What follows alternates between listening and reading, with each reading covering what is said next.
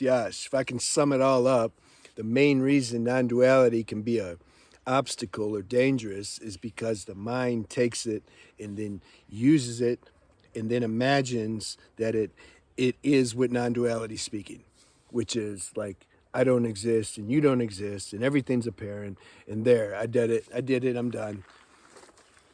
Then you see that person out in the street, something goes so-called wrong, and all of a sudden things exist. Or like my buddy,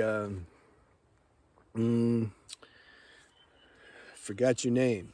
I forget everybody's name, so don't take it personal. I remember energy. I remember your energy. You're cool. He's in New York, and he knows. You put some of these non-duality people out there in the street with all the killers and the rapists and the hustlers, they'll get eaten up. You see, that little spiritual stuff isn't going to work out there, or be out in a battle zone or something or somewhere. You see, we got to be flexible. Intuition tells us what to do. Sometimes we might have to throw down. Sometimes in a situation, let's say you're with a killer.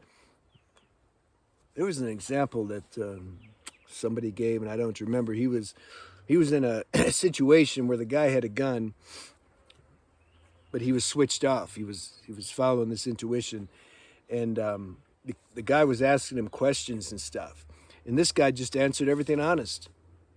And it's like the guy couldn't shoot him. Now, if he was really crazy, he can shoot him. But this guy, the universe worked it out to where he wasn't so crazy. He's like, look, yeah, here, I got, give me your money. Okay, I got, you have anything else? No, not with me.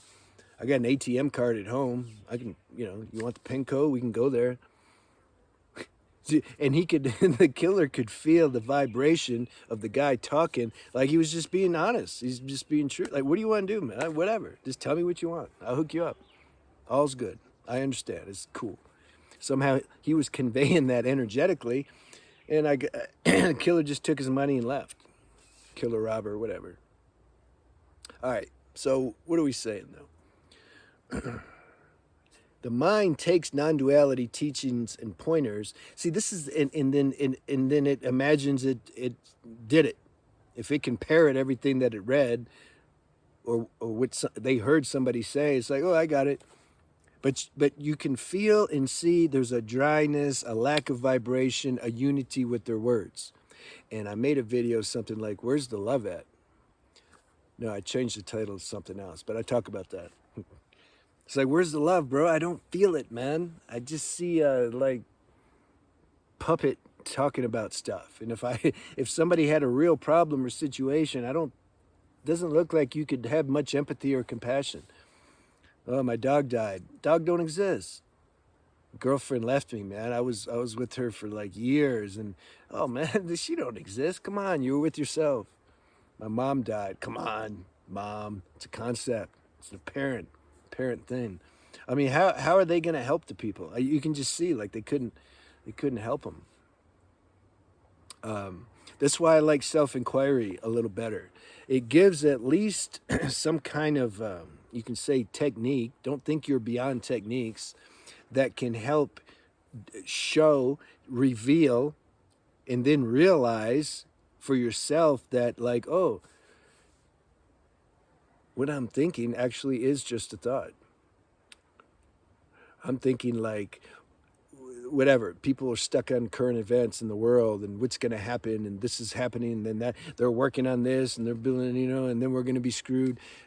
It's like, wait a minute, like, those are thoughts. No, but it's really happening. Yeah, there's an appearance that something's happening. I'm not trying to be non-dual. I'm just saying there's an appearance that like, there's a projection you have that like if the world, the people that are so-called running it are going to do this, this is going to be the consequence. You don't know. I've shared before somewhere about the video where nobody knew how close we were to going to war with Russia.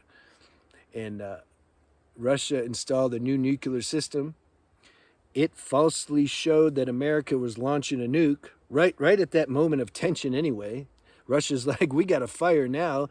They needed permission from the colonel. The movie's called The Man Who Saved the World, because the colonel saved the world. It's a documentary.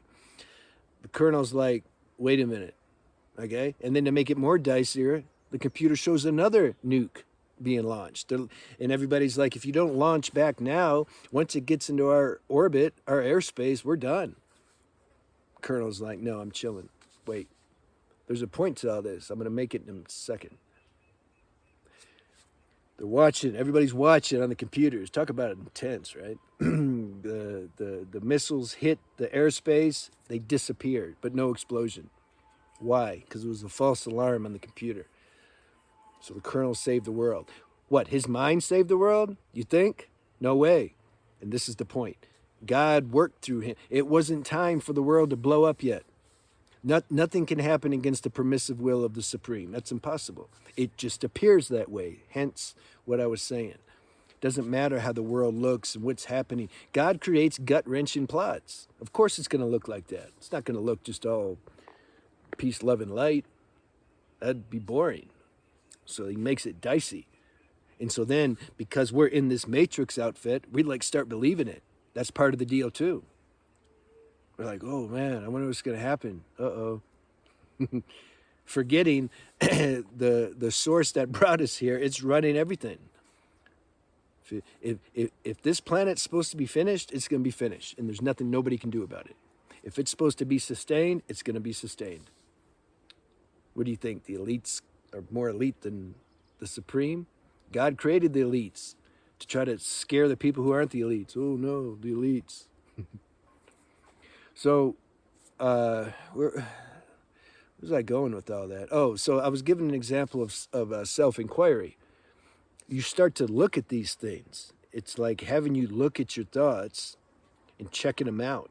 And then being aware of the projections, the images that the mind creates based on the thoughts. You start to see that. And then through your own wisdom, you like let them go. Sometimes you can't. They're backed with a lot of energy. It's karma. Sometimes you just can't. Even though you know, like, man, this isn't true, but I keep believing it like it's true. That's okay. Just keep believing it like it's true. Give yourself space to do that. Don't non-dual it. Don't, that's the thing. See, that's what happens. That's the danger part of the non-dual, is they don't accept their current level of consciousness and the current karma that's trying to be expiated. They don't accept that process. They just try to override it with mind full of non-dual lingo. And then they look weird and nobody wants to listen to them. If they make videos, the only people who listen to them are people like them. Anybody that has some unity with their mind and heart, you're just going to sense. You're like, this person is just yapping. And you feel bad for them. Sometimes you get a little frustrated because you just want to you want to slap the nonsense out of them. But then you can't. It's karma. Let them play the role. God's having them play the role. So then we can distinguish the difference between somebody who has some actual realization versus somebody that doesn't. You see how everything's cool? If everybody was just a saint walking around, we just yawn at each other. Oh, hey saint, hi. We need some friction, some problems. So God creates both. He creates the problems and the solutions and the students and the teachers and the killers and the saviors and everything. It's a big magic show that seems very, very real. But in the end, it's just consciousness. I've said before, peel away all the forms. Take away the physical form, the energy body, the causal body, the mind. Take all that away. What's left? You can't even say.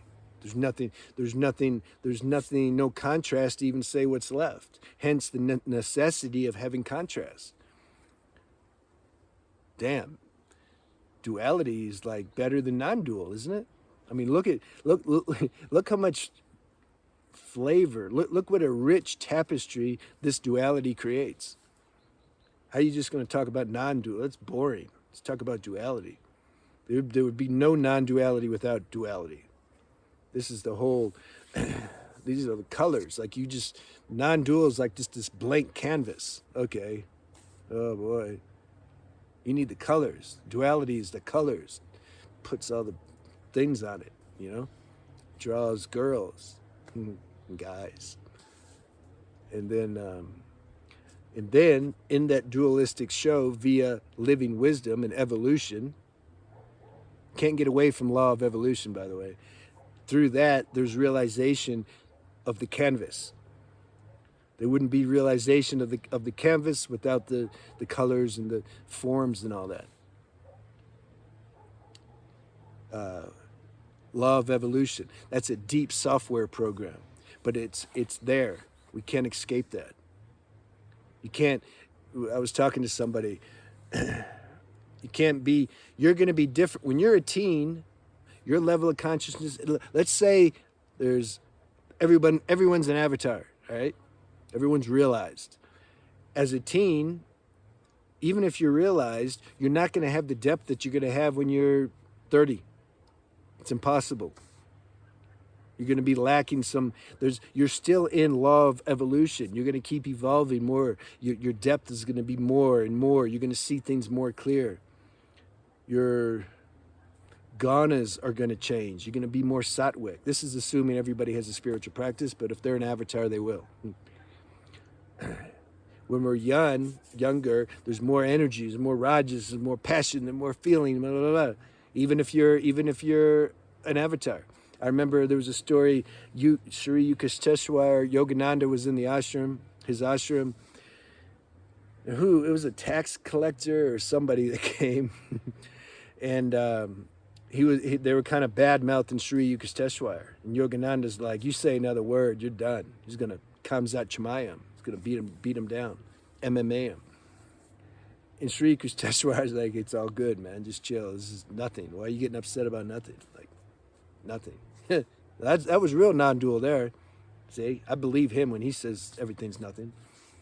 And but Yogananda was young. You think he would have done that when he was 60 or something? No. Law of evolution. You become more sattvic as time goes on. You don't. You just kind of relax, you know. So a teen is different than 30. A 30 is different than 40. 40 is different than 50. You know, it's like that. What's the point? You can't help it. Like, you can't. See, I did this too, though. I remember I wore my white. I was in my early 20s. I wore my white. I was a yoga teacher, and yeah, you know, namaste. And I was just full of it. I mean, not totally, but compared to now, yeah. Well, how about when I'm 60? Will I be more or less full of it than now? I'll be less full of it in a sense that my ghana will be more sattvic activated. There'll be more depth if I live until 60 because I'll have another, I was going to say 20 years experience, but it's more like 12. That I'm still in the law of evolution. So I'm going to probably be a little more grounded, be a little more chill, a little less rajousness. This is part of it. My constitution's vata. I have a lot of air and ether. So I'm like full on a lot of energy. Whereas like my friend in Florida, he's kapha. He's 400 pounds. He chills. That's why that we get along. I stimulate him and he grounds me. All right. I'll see you later. Let me know how that went.